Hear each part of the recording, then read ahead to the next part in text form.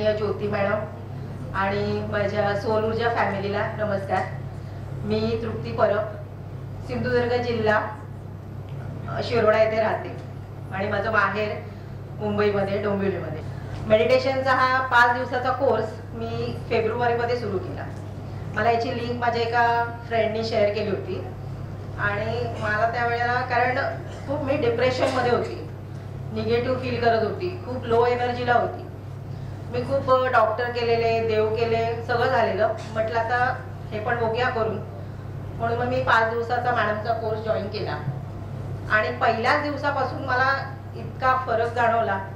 खूप फ्रेश आणि खूप एनर्जेटिक फील केलं. पूर्ण दिवस माझा इतका उत्साहात आणि चांगला जायचा आणि 5 दिवस खूप छान झाले, बरं वाटलं. आणि त्यानंतर मग मी 29 दिवसाचा कोर्स जॉईन केला. ते पण मी रेग्युलर उठून सकाळी 4:30 वाजता करत होती. जसं मॅडम ॲक्टिव्हिटीज देत होते, व्हिडिओ सगळं करत होती. आणि त्यानंतर मी इंटेन्शन बॉक्स, जसं मॅडमने सांगितलं की इंटेन्शन बॉक्समध्ये मी रोज एक चीज जे तुम्हाला आज हवं आहे ते तुम्ही लिहा आणि हे करा, टाका.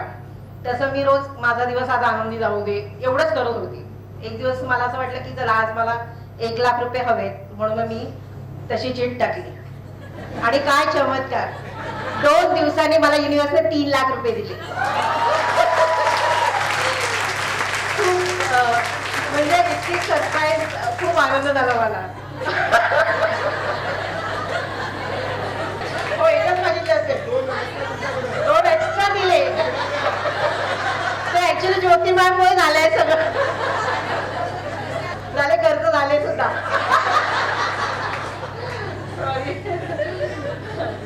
आणि असा मग माझ्या लाईफमध्ये हळूहळू चेंजेस होत गेले. खूप मी पॉझिटिव्ह फील करत गेली आणि त्यानंतर रोज म्हणजे मी इतकं हॅपी फील करत होती.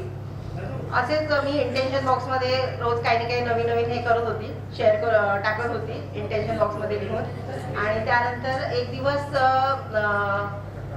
हे सगळं मी अधिक मासात असताना, एकदा अधिक मास सुरू झालेला तेव्हा मी पोथी वाचायला सुरुवात केलेली गजानन महाराजांची.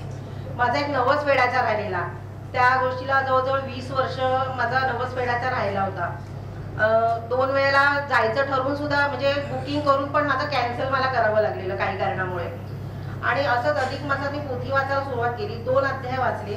2रा अध्याय वाचताना मी मनात देवाला म्हटलं की माझा नवस फेडायचा राहिलाय, तर मला तुझ्या दर्शनाला तू कधी बोलवणार.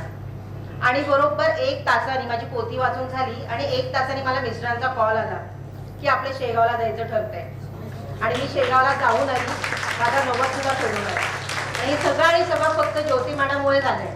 त्यांचं मेडिटेशन, त्यांची ऍक्टिव्हिटीज, त्या रोज जे सांगायच्या की तुम्ही सातत्य ठेवा, हे सातत्य मी ठेवलं. मध्ये थोडंसं गॅप झालेलं माझ्या आजारपणामुळे, पण त्या सातत्यामुळे आणि त्यांनी सांगितलेल्या प्रत्येक ऍक्टिव्हिटीज, सगळे व्हिडिओज बघितले, हो केलं आणि अजूनही मी करते. खरं त्यांच्यामुळे माझ्या लाईफमध्ये खूप चेंजेस झाले, खूप मेंटल, फिजिकल. माझ्या जीवनाकडे बघण्याचा दृष्टिकोन बदलला आणि खूप म्हणजे मॅडममुळेच हे सगळं शक्य झालंय. त्यानंतर आणि एक असा अनुभव आलाय की आमचं एक घर आहे जे आम्हाला सेल करायचं आहे. जे 5 वर्षापासून प्रयत्न सुरू होते, पण काही त्यात इम्प्रूव्हमेंट नव्हती. मग एक दिवस माझ्या मनात असं आलं की आपण रेंटला तरी देऊ, असंच मेंटेनन्सला ते प्रॉब्लेम होत आहेत, रेंटला देऊ. म्हणून मग असं मनात आणलं मी.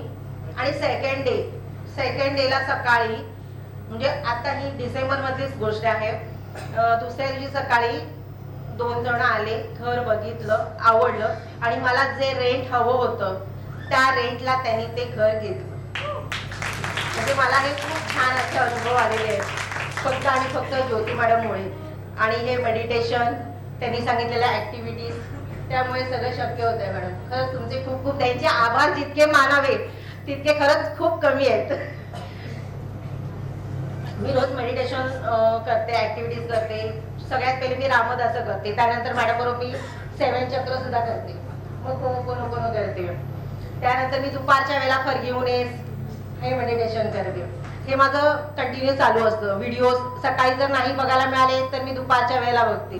असे मला भरपूर भरपूर चांगले चांगले अनुभव आले, विलक्षण अनुभव आले. अगदी ज्योती मॅडममुळे सगळं शक्य होत आहे.